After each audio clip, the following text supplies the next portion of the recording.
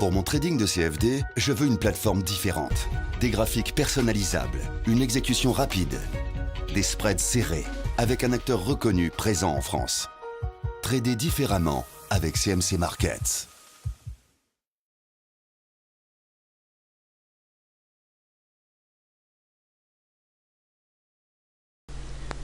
Bonsoir, voici l'analyse technique du CAC 40 pour le 9 septembre.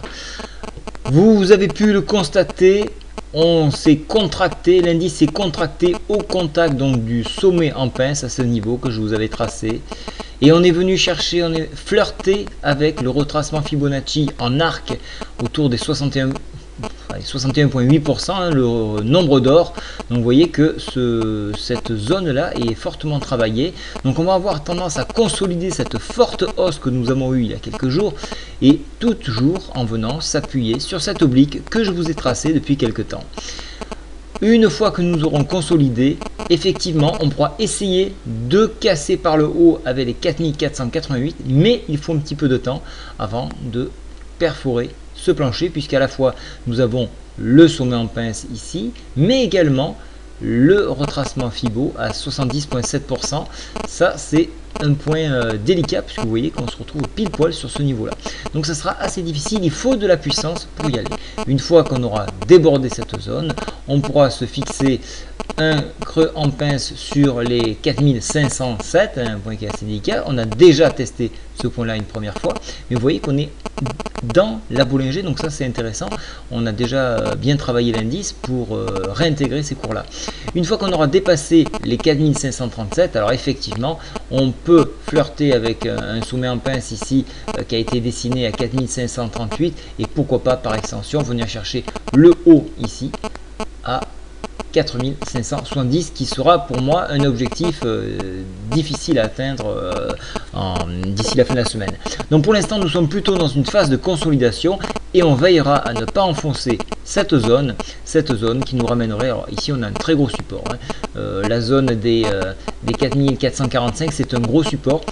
Mais si toutefois elle venait à être enfoncée, on viendrait chercher inexorablement la MM10 sur 4416 environ demain, 4416. Vous voyez que le PTI est largement protégé, on est bien au-dessus. Il va remonter dans le temps, mais pour l'instant il est situé sur cette zone, donc on a une belle planche de salut pour bien travailler.